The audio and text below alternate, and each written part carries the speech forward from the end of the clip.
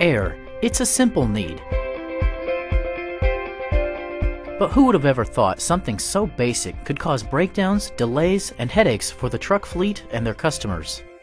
Because something as simple as a disabled tire can cause lost time, money, possibly even serious injury.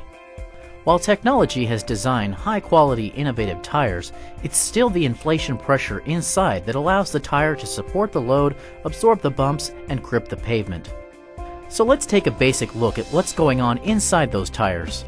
When a truck is lifted on a jack, taking the load off the tire now has a rounded shape. Back on solid ground, it's obvious that the shape of the tire changes as the load increases.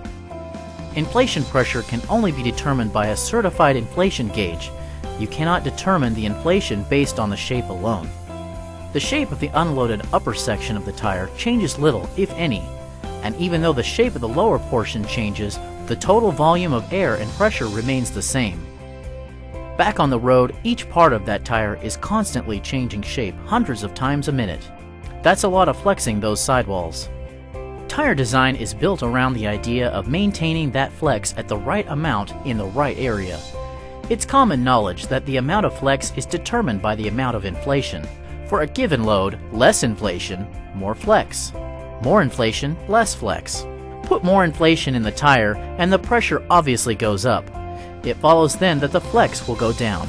Of course, the reverse is true. Flex will be too great when there is too little inflation pressure in the tire. Too little flex or too much flex can lead to costly breakdowns. Too much flexing causes the tire to build up excessive heat. One result is not only higher fuel costs for the truck company, but more importantly, heat damage, which shortens the life of the tire. That's when lost time and money on roadside pullovers and delayed arrivals occur. On the other hand, too much inflation pressure can reduce a tire's shock-absorbing ability, resulting in a rough ride. And tires are more likely to suffer many other types of damage, such as impact brakes. Vehicle manufacturers specify tire pressures on the certification label found on the tractor door jamb. Trailer tire information is found on a placard usually mounted near the nose of the trailer. On a bus or motor coach, the label is usually near the main entrance door or the driver's seat. You can also check for tire pressure information on the owner or service manuals. Using the tires, wheels, and inflation pressures specified on the placards ensures that the components can not only carry the loads, but also maintain other performance characteristics intended by the vehicle manufacturer, such as speed capability, ride, and handling. Alternate tire, wheel, or inflation pressure specifications could be recommended for your particular operation, but only taking into account increasingly complex technical details and your actual service conditions. So obtain specific advice from a tire or vehicle manufacturer before making tire, wheel, or pressure changes. Or you could ask your Bridgestone dealer, representative, or contact Bridgestone Technical Services. Bridgestone Technical Services and field engineers are always ready to assist you in optimizing tire performance and getting the most from your investment. If all tires were kept at the proper inflation pressure, millions of dollars could be saved every single day in fuel, tire life, breakdowns, and repairs. To make that happen, proper tire pressure requires regular checking and maintenance. Even when properly inflated and with routine use, truck tires can still lose 2 or more psi of inflation per month. Inflation can leak out between the bead and the wheel, especially if the wheel is corroded or dirty. Dirt and ice could even cause a leak by holding open the valve core. That makes a steel, threaded, sealing valve cap a necessity. Good quality flow-through caps are also available and will make it easier to check the inflation pressure. And keep an eye on the valve stem seals. They can crack and deteriorate over time. It's a good idea to replace them every time a tire is mounted.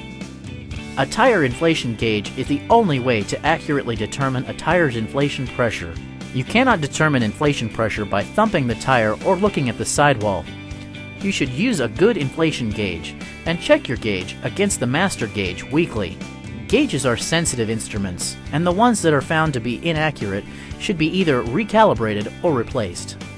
But in spite of routine maintenance, small inflation losses will still occur because molecules will pass right through the tire and escape. So every day, as a routine part A pre-trip inspection, check the tire's inflation pressure, and since a tire's recommended inflation pressure is a cold pressure reading, do that check before driving begins. A long trip in hot weather can push a tire's inflation pressure up to 15 to 20%. Even short distance drives can heat up the tire and the pressure will increase. The tire's temperature and pressure will level out at some point while driving, but it can still take 3 to 4 hours after stopping for the tire to cool down, and then the accurate cold inflation can then be measured. Inflation pressures are intended to be measured when cold. The misconception here is that a pressure reading on a hot tire appears high, so the impulse is to let out the excess pressure. If you do that, then that tire becomes underinflated later when it cools. Remember, it's important to check cold inflation pressure. While you're at it, check tires for damage or wear. And then, if you have duals, be sure to check the inner tires as well. Simple steps, routine maintenance, every day. That makes you a critical part of the trucking industry. Trucks keep moving because you have the skills to get the most out of the tires. The skills to make sure the right amount of inflation is in the right place at all times.